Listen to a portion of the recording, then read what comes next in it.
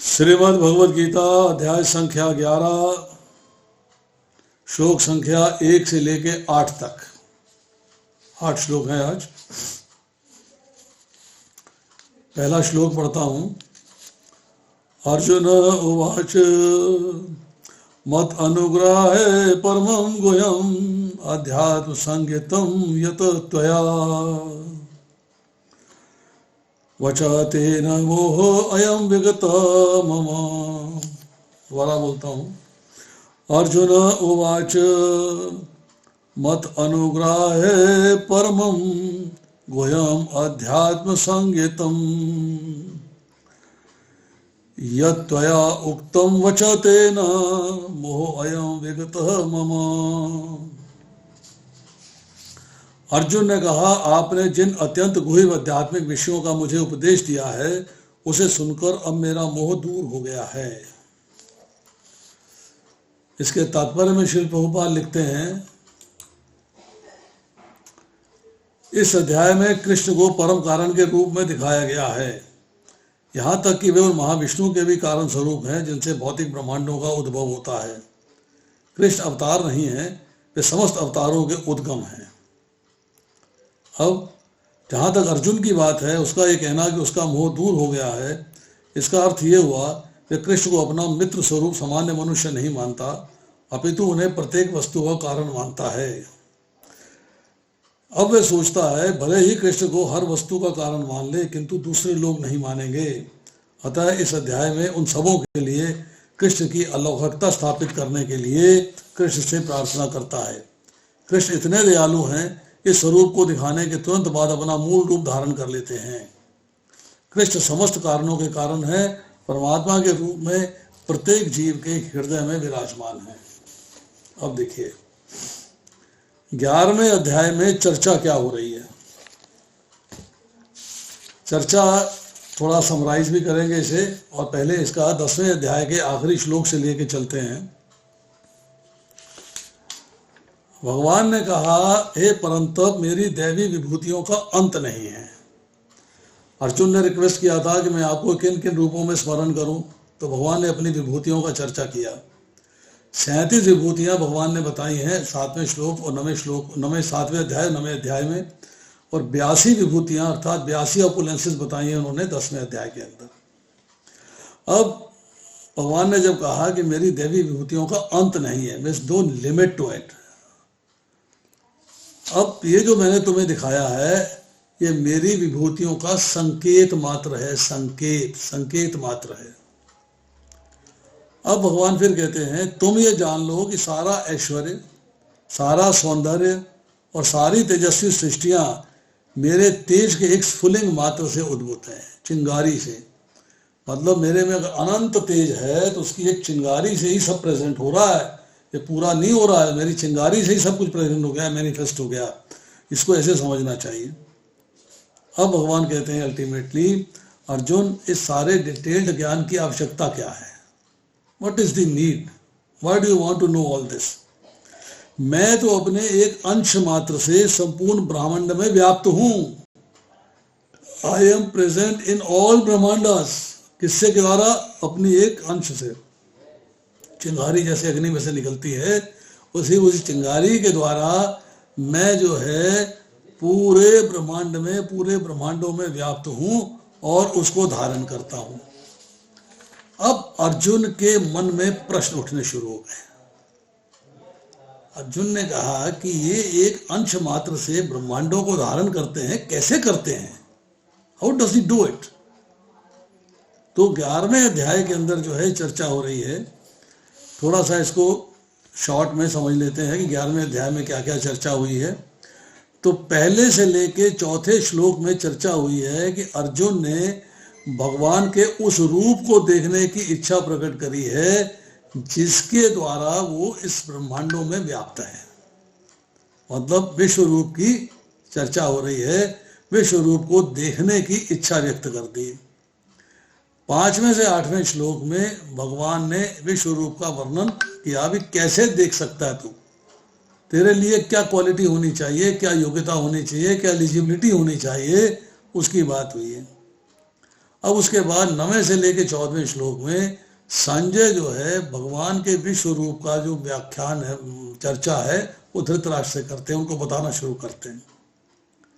अब 15वें से लेके 31वें श्लोक में अर्जुन ने विश्व रूप का दर्शन किया है, फिर उसका वर्णन किया, उसको एक्सप्लेन किया है। 32 से 34वें श्लोक में भगवान ने अपना काल रूप दिखाया है, जो सबका विनाश करता है, सर्व विनाशक काल रूप दिखाया है। 35 से लेके 46वें श्लोक तक अर्जुन जो है भयभीत हो गया है, डर गया है काल रूप देखने के बाद, अब वो भगवान की स्तुति करता है।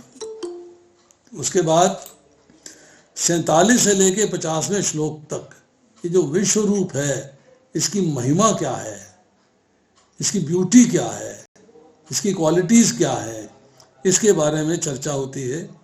फिर चतुर्भुज रूप की भी चर्चा होती है और द्विभुज रूप की भी चर्चा होती है। और 51 में से लेके 55वें श्लोक तक चर्चा होती है कि भगवान के दर्शन करने हों तो एक ही रास्ता है, वो है अनन्य भक्ति। आप अनन्य भक्ति के द्वारा जो है ये प्राप्त कर सकते हैं, और आपके पास कोई रास्ता नहीं है। अब थोड़ी सी चर्चा दोबारा से करते हैं पहले श्लोक की। अर्जुन ने कृष्ण को original supreme personality of God head स्वीकार किया, पर उसके मन में यह डाउट आ रहा है कि मैंने तो स्वीकार कर लिया है, परंतु दूसरे लोग हो सकता है स्वीकार करें और हो सकता है स्वीकार न करें। तो इसलिए जो है मुझे इसके डिटेल्स को जानना है, मतलब भगवान की यूनिवर्सल फॉर्म को जानना है, भगवान के विश्व रूप को जानना है कि कैसे इस सारे ब्रह्मांडों में उपस्थित है विश्व रूप है। अब वो कैसे उपस्थित है आगे एक्सप्लेन करेंगे भगवान। पर अर्जुन के मन में इच्छा ये है कि आप इन सारे ब्रह्मांडों में किस तरीके से उपस्थित हो गए, अपने आप को किस तरीके से मैनिफेस्ट किया, अपने आप को किस तरीके से प्रेजेंट किया, मुझे इसका डिटेल दीजिए। अब सारी विभूतियों के बेस आश्रय महाविष्णु पुरुषावतार जो है वो महतत्व की रचना करते हैं। महान तत्व जो प्रधान प्रकृति से निकला है महतत्व, और जिसके बाद फिर जो है विक्षेप होता है तो सारे के सारे जो है भौतिक संसार, भौतिक सृष्टि के तत्व जो है उससे प्रकट होते हैं। तो अर्जुन जो है मित्रता में है, सखा भाव में है, दास भाव में आ गया है कि अब मैं आपका शिष्य हूं, दूसरे अध्याय के 7वें श्लोक में स्वीकार कर चुका है। अब वो जो है आनंद के सागर में है 10वें अध्याय की चर्चाओं के बाद। आनंद मतलब खूब खुशी है, खूब प्रसन्नता है, खूब आनंद है। अब वो कह रहा है कि मुझे आपके स्वरूप का एक अंश का ज्ञान जाना है। एक अंश से आप कैसे व्याप्त हो, आपका स्वरूप अगर है बहुत बड़ा तो उसमें एक अंश से आप जो है किस तरीके से व्याप्त हो, ये आप मुझे बता दीजिए। I want to know that. अब इसमें चर्चा आई कि भगवान ने कहा कि मैं तुम्हें जो है गुह्यतम मतलब गहन ज्ञान दे रहा हूं, अर्थात मैं तुमको जो है गोपनीय ज्ञान दे रहा हूं। गोपनीय ज्ञान, मैं तुम्हें गोपनीय ज्ञान दे रहा हूं।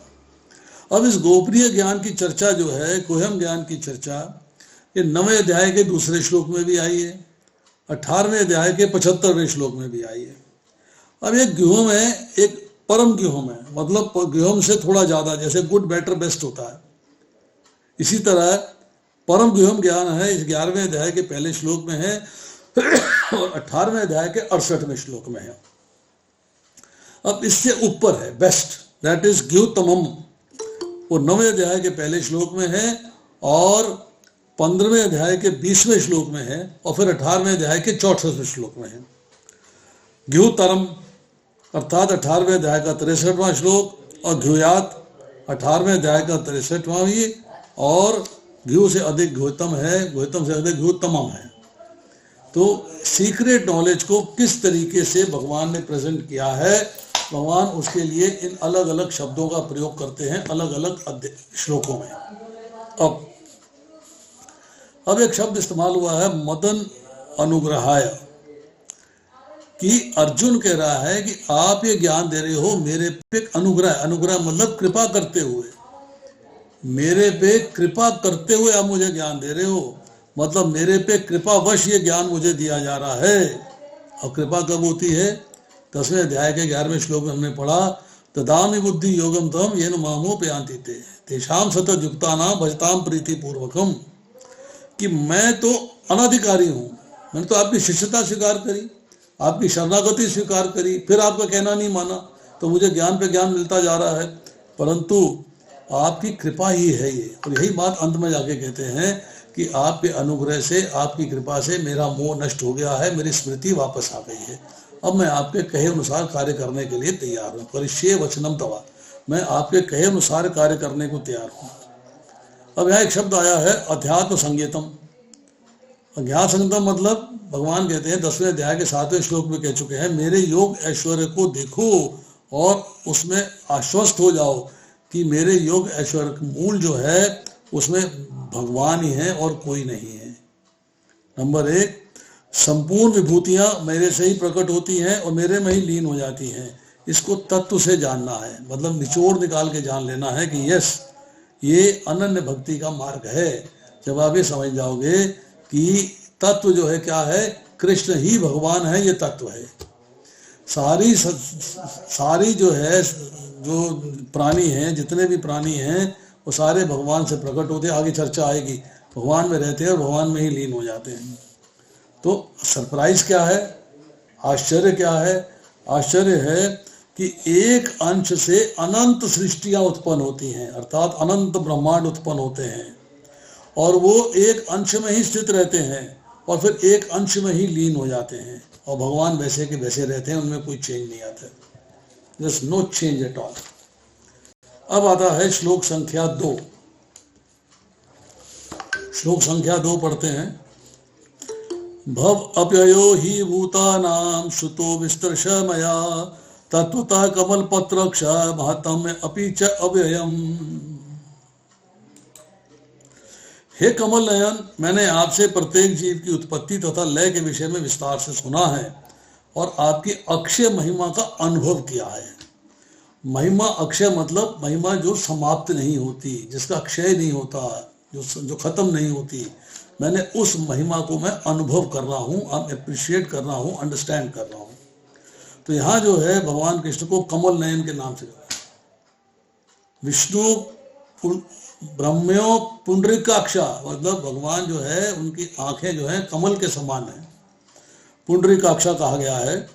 और इसके बाद कहा जा रहा है समस्त उत्पत्ति तथा प्रलय के कारण होने के अतिरिक्त वह इन सबसे पृथक रहते हैं, इन्वॉल्व नहीं होते, अटैच नहीं होते, असंग रहते हैं, अर्थात इन सबसे पृथक रहते हैं। हालांकि सारी एग्जिस्टेंसेस सब कृष्णा पे डिपेंड करती हैं, बट ही रिमेन्स अलूफ, वो सबसे जो है अलूफ रहते हैं। यही हमने 9वें अध्याय के 4 और 5वें श्लोक में पढ़ा कि भगवान जो है उनको कभी भी भौतिक सृष्टि के साथ या जीव के साथ लिप्त नहीं होते, वो सेपरेट रहते हैं और जीव सेपरेट है। भगवान जो है साक्षी है, अनुमंता है, उपद्रष्टा है, और जीव जो है अपने कर्मों का फल भोग रहा है, वो भोगता है कर्मों के फल का। अब यहाँ कहते हैं कि मैंने आपसे कहा कि आप मुझे विस्तार से अपनी विभूतियों के बारे में बताएं। 7वें अध्याय के 12वें श्लोक में भगवान ने कहा कि सात्विक भाव, राजसिक भाव और तामसिक भाव मेरे से ही उत्पन्न होते हैं। अहम कृष्णस्य जगता प्रभुः प्रलय, तथा इस जगत में जो कुछ भी भौतिक है, आध्यात्मिक है, और उसकी उत्पत्ति और प्रलय मुझसे ही जानो। अहम सर्वस्व प्रभु, सब कुछ मेरे द्वारा ही, सारी आध्यात्मिक और भौतिक जगत का मैं कारण हूँ। जीवों के विविध गुण मेरे द्वारा ही उत्पन्न है। 10वें अध्याय के 20वें श्लोक में कहते हैं प्राणियों का आदि, मध्य तथा अंत में ही हूँ। फिर 32वें श्लोक में कहते हैं समस्त सृष्टियों का आदि, मध्य और अंत में ही हूँ। फिर 9वें अध्याय के 4 श्लोक में मैंने जैसे चर्चा करी कि संपूर्ण जगत मेरे अव्यक्त रूप के द्वारा व्याप्त है, समस्त जीव मुझ में है परंतु मैं उनमें नहीं हूँ। और 7वें अध्याय के 19वें श्लोक में कहते हैं वासुदेवम सर्वमिति स महात्मा सुदुर्लभा, अर्थात सब कुछ मैं ही हूँ, सब कुछ वासुदेव ही है। इस बात को समझना है और अप्रिशिएट करना। अब अव्ययम, का मतलब है खर्च ना होना, स्पेंड ना होना, समाप्त ना होना, व्यय ना होना, कि मुझ में कोई चेंज नहीं आता, मैं अव्यय हूँ, मुझ में कोई चेंज नहीं आता, कोई बदलाव नहीं आता, मैं नित्य हूँ और मेरी भक्ति भी नित्य है और अव्यय है, और मेरा प्रेम भी नित्य होगा और अव्यय होगा, कभी समाप्त नहीं होगा। अब कमल पत्राक्ष का मतलब मैंने बताया कि कमल के फूल की पंखुड़ी की भांति लंबी और कोने पर टिप अग्रभाग जो है बिल्कुल कमल की पंखुड़ी के समान दिखाई देता है। अब आते हैं श्लोक संख्या 3, 11वें अध्याय का 3 श्लोक। एवं एतत् यथा आथ त्वम् आत्मनं परमेश्वरः दृष्टम इच्छामि ते रूपम ऐश्वरम पुरुषोत्तम। हे पुरुषोत्तम, हे परमेश्वर, यद्यपि आपको मैं अपने समक्ष आपके द्वारा वर्णित आपके वास्तविक रूप में देख रहा हूँ, किंतु मैं यह देखने का इच्छुक हूँ कि आप इस दृश्य जगत में किस प्रकार प्रविष्ट हुए। मैं आपके उसी रूप के दर्शन करना चाहता हूँ, वो रूप जिस रूप के द्वारा आप इस दृश्य जगत में एंटर किए हो, आप प्रविष्ट हुए हो, मुझे उस रूप के दर्शन कराइए। तो यहाँ प्रभुपाद जी लिखते हैं, भगवान ने कहा कि उन्होंने अपने साक्षात स्वरूप में ब्रह्मांड के भीतर प्रवेश किया है, फलतः ये दृश्य जगत संभव हो सका है और चल रहा है। अर्जुन चाहता है कि भगवान को उनके विराट रूप में देखे, जिससे वे ब्रह्मांड के भीतर से काम करते हैं, और यद्यपि वे उस विराट रूप से अलग हैं, उससे ब्रह्मांड से अलग है, मतलब विराट रूप जो है ब्रह्मांड से अलग है। अब यहाँ पे अर्जुन ने शब्द इस्तेमाल किया पुरुषोत्तम, कि अर्जुन को उनके विराट रूप का दर्शन करने की कोई लालसा नहीं है, क्योंकि वह उनको साक्षात सामने देख के पूर्णतः संतुष्ट है, परंतु अन्यों को विश्वास दिलाने के लिए भगवान को अपने विराट रूप का दर्शन कराना पड़ा। अब देखिए 11वें अध्याय के 3 श्लोक में क्या चर्चा आ रही है। अर्जुन का प्रश्न, जैसे मैंने भी आपको पढ़ के बताया, प्रभुपाद ने अपने परपट में लिखा है कि अर्जुन जानना चाहता है कि कृष्ण जो है इस संसार को कैसे कंट्रोल करते हैं, अपने एक अंश से समस्त ब्रह्मांडों में किस तरह प्रविष्ट होते हैं। तो अब भगवान ने अपनी यूनिवर्सल फॉर्म दिखाई है, यूनिवर्सल फॉर्म दिखा के, मतलब विश्व रूप दिखा के कृष्णा जो है वो अपना एक स्टैंडर्ड सेट करते हैं कि अब मेरी जो एथेंटिसिटी है उसको परफेक्शन में क्लेम करें, समझें और अंडरस्टैंड कर लें।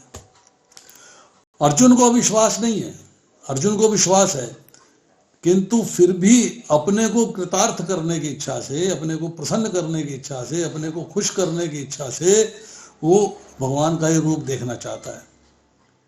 कैसे एक अंश से भगवान सारे जगत में प्रविष्ट होकर उसमें विराजते हैं, तो उस रूप को समझ रहा है, अंडरस्टैंड कर रहा है कि भगवान ने कहा है तो समझना पड़ेगा, अंडरस्टैंड करना पड़ेगा, बट इच्छा है देखने की। I want to see with my own eyes कि आप किस तरह अपने एक अंश से इस ब्रह्मांड में प्रविष्ट होते हो, वो अपने आंखों से देखना चाहता है। भगवान कहते हैं 15वें अध्याय के 18वें श्लोक में कि मैं इस जगत में तथा वेदों में परम पुरुष अर्थात पुरुषोत्तम के नाम से विख्यात हूं।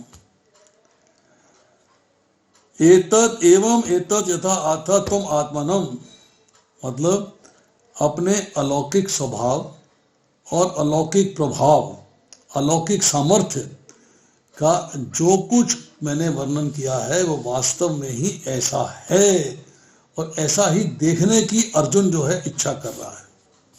7वें अध्याय के 29वें और 30वें श्लोक में कहा गया है ब्रह्म, अध्यात्म, कर्म, अधिभूत, अधिदैव, अधियज्ञ मैं ही हूँ। भगवान कहते हैं मैं ही हूँ। 8वें अध्याय के 22वें श्लोक में कहते हैं उनमें सब कुछ स्थित है, अर्थात मेरे में सब कुछ स्थित है। और फिर 9वें अध्याय के 19वें श्लोक में कहते हैं आत्मा तथा पदार्थ, सत तथा असत दोनों मुझ में ही हैं। अब 4थे अध्याय के 6ठे श्लोक में कहा है भूतानाम ईश्वरम अपि। 5वें अध्याय के 29वें श्लोक में कहा गया है सर्वलोका महेश्वरम। तो यहाँ पे संपूर्ण संसार मेरे शरीर के एक अंश में है, एक अंश में, चिंगारी की तरह अंश उसमें है। आश्चर्य है, अर्जुन को बड़ा आश्चर्य है, हाउ इज दिस पॉसिबल।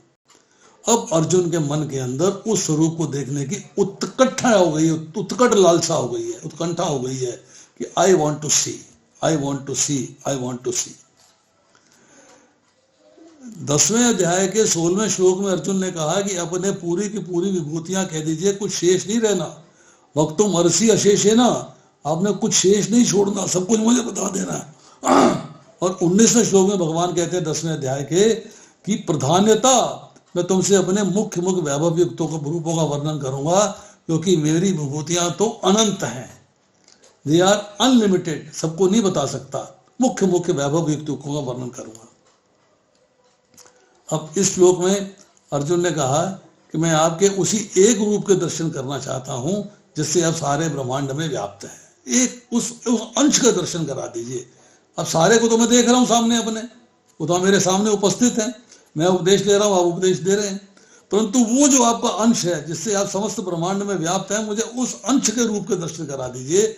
उसी अंश से भगवान ने विश्व रूप प्रकट किया। तो अब 11वें अध्याय के 5वें श्लोक में फिर चर्चा आएगी कि कृष्णा कहते हैं तुम मेरे सैकड़ों हजारों रूपों के दर्शन कर, उस अंश में, उस एक अंश में मेरे सैकड़ों हजारों रूपों के दर्शन कर। अब यहाँ पे थोड़ा सा अर्जुन ने कम मांगा है। भगवान ने संक्षेप में जो वर्णन किया था, अब भगवान ने इस वक्त उसे उदारता पूर्वक अधिक दे रहे हैं कि yes, now you can have that, अब तुम मेरे उस स्वरूप के दर्शन कर पाओगे। अब आते हैं 11वें अध्याय के 4थे श्लोक में। मन से यदि तत्शक्यम मया दृष्टम इति प्रभो योगेश्वर तत्मे त्वं दर्शय आत्मनम अव्ययम। हे प्रभु, हे योगेश्वर, यदि आप सोचते हैं कि मैं आपके विश्व रूप को देखने में समर्थ हो सकता हूं तो कृपा करके मुझे अपना असीम विश्व रूप दिखाइए। अब अर्जुन को अपनी सामर्थ्य पे भरोसा नहीं कि वो देख ही नहीं पाएगा भगवान को। भगवान ने जो रूप तुझे दिखा रहे हैं वो भी भगवान की कृपा से है, यू शुड अप्रिशिएट इट। अब आपका जो रूप है, जो अंश मात्र से आप दिखाओगे, अगर दिखाओगे तो उसके लिए मेरी योग्यता होनी चाहिए, मेरे पास उसकी जो है एलिजिबिलिटी होनी चाहिए कि आप मुझे दिखाओगे। परंतु भौतिक इंद्रियों के द्वारा परमेश्वर कृष्ण को कोई देख नहीं सकता, सुन नहीं सकता, अनुभव नहीं कर सकता, अप्रिशिएट नहीं कर सकता विद योर मटेरियल सेंसेस। किंतु यदि कोई भगवान की दिव्य प्रेमा भक्ति में लगा रहता है तो भगवान का साक्षात करने में समर्थ हो जाता है। जो हमने चर्चा करी, धमा ददामि बुद्धि योगम तम, भगवान उसमें स्थित रहती है, उसमें ही लीन हो जाती हैं। ऐसे अविनाशी स्वरूप को दिखा दीजिए, ये अर्जुन ने प्रश्न कर दिया। अब आता है श्लोक संख्या 5। श्री भगवान उवाच पश्य मे पार्थ रूपाणि शतशः अथ सहस्त्रशः नाना विधानि दिव्यानि नाना वर्ण आकृतिनि च। भगवान ने कहा, हे अर्जुन, हे पार्थ, अब तो मेरी विभूतियों को सैकड़ों हजारों प्रकार के दैवी तथा विविध रंग वाले रूपों को देखो। भगवान ने अपनी विभूतियों को देखने की बात कर दी कि देखो। बहुत मजे की बात आ रही है यहाँ पे कि यूनिवर्सल फॉर्म तो टेम्परेरी है, भगवान हमेशा तो उसमें रहते नहीं, आती है और फिर चली जाती है, भगवान उसमें दर्शन देते हैं फिर चले जाते हैं। बट कृष्णा के जो डिवोटी हैं वे यूनिवर्सल फॉर्म को नहीं देखना चाहते, साक्षात भगवान को देखना चाहते हैं, दो भुजाधारी रूप, द्विभुज रूप को देखना चाहते हैं। तो यहाँ भगवान कह रहे हैं, हे पार्थ, मेरे सैकड़ों तथा हजारों नाना प्रकार के, नाना रंग के, नाना वर्णों के, नाना आकृतियों के अलौकिक रूपों को तू दर्शन कर। मैं अपने एक अंशभूत प्रकृति के अंतर्यामी प्रथम पुरुष अर्थात कारणोदकशाही, हजारों सिर वाले, हजारों आंखों वाले, हजारों चरण वाले स्वरूप को तुम्हें दिखलाता हूं। अब तू सावधान हो जा, अर्थात अपना मुख मेरी तरफ कर और मेरे इसी एक रूप में सैकड़ों स्वरूपों को, मेरी विभूतियों को देखना किसमें है, मैं जो तेरे